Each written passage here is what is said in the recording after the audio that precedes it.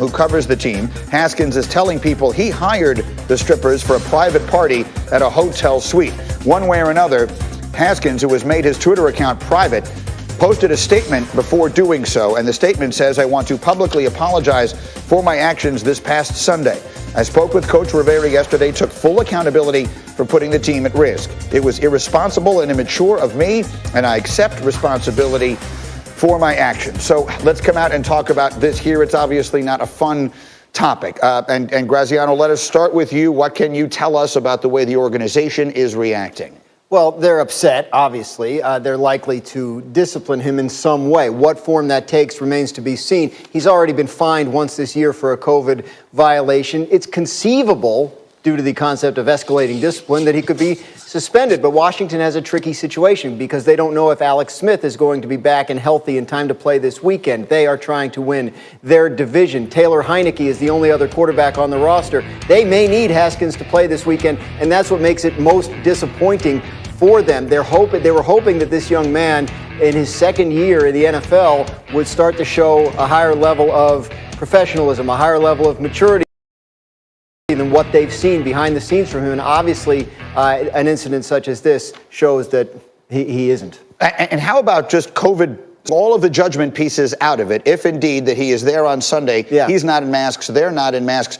I assume there's testing and all the rest of that. Like, do we know for certain he's even going to be eligible to play this weekend? Well, all NFL players and personnel are tested every day. So if he was exposed and he tests positive, then he would have to go on the COVID-19. If they found out, this is going to sound silly, if they found out someone he was with in the video had tested positive, then he would have to obviously be on the COVID list as a close contact. But I don't think that's going to affect his availability, just the fact of the video, the fact of his interaction. But, I mean, you know, the stuff you're hearing, like, people are yelling into the phone, you talk to him. His coach had cancer. Like, how do you put your team and how do you put the people around you at risk like this? Just a crazy, ludicrous decision for him to make. As I said on the radio yesterday, this is not a moral judgment. This is a judgment. It is a judgment. It is about the judgment that he shows or doesn't. Ryan Clark, I'm just going to give you the floor here. When you heard this story, what thoughts went through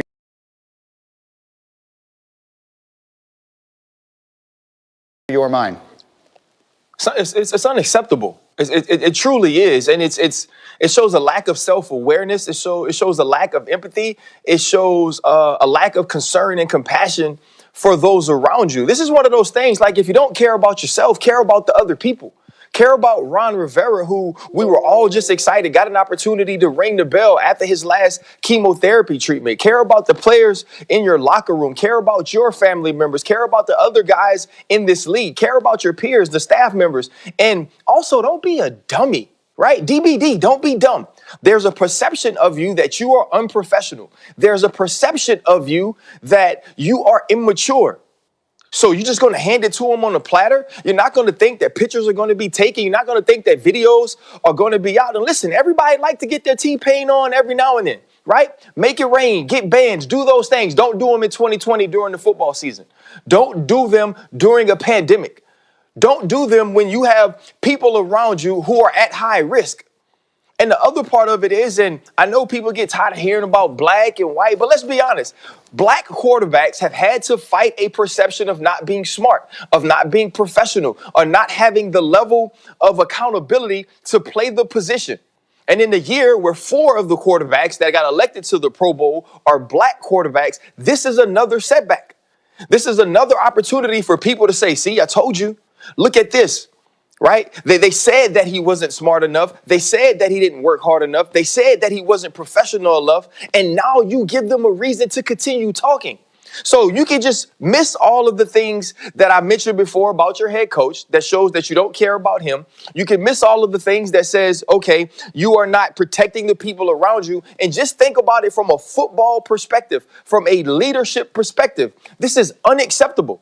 It needs to be punished. It needs to be addressed. I don't know how you can do that because you need him to play quarterback this week, but this cannot happen. Dominique, what do you think? Yeah.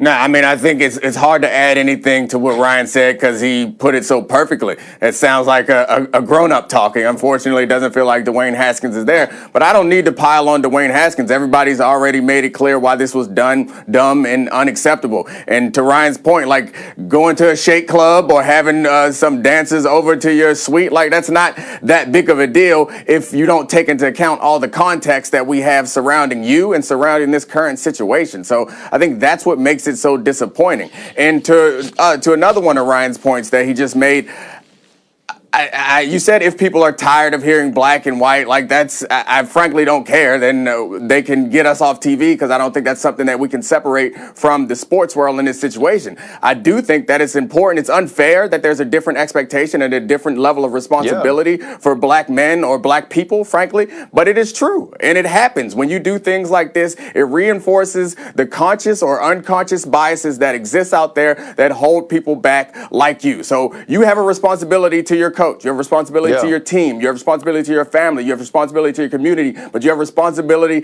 as a black man, as a black quarterback. And I believe, Ryan, this is the second year in a row that we had 4 black quarterbacks in the Pro Bowl. So we're headed in the right direction as far as quarterbacks are concerned. And I know that Dwayne Haskins, whether he woke up and watched this show this morning or not, is not looking for all this weight or baggage. But whether you know you're carrying it or not, you are carrying it. It's a part of your responsibility. It takes some of us longer to learn that than others.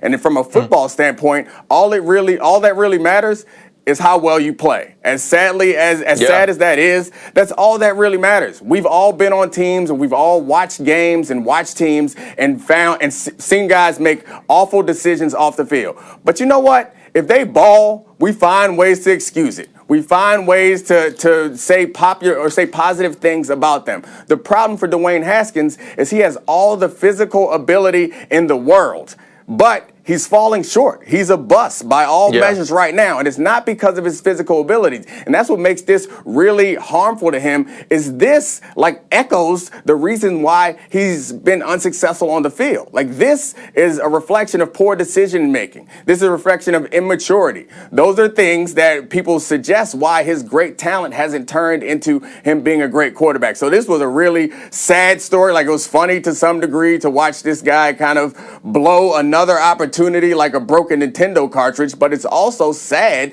because you're watching him blow another opportunity. Yeah, again, the football context of this is that depending on the injury to Alex Smith, he may actually be their starting quarterback in a game in which they can clinch the division against Ron Rivera's former team, the Carolina Panthers. So there's so much football context around all of this. Let's see how it plays out as the week goes on. Meanwhile, let's turn our attention to more traditional football conversation, and it means this. What is going on with the Steelers? Every week it seems to be something different. In week 13 against Washington, it was all the drops. They dropped 7 passes, their most in a game over the last 15 years.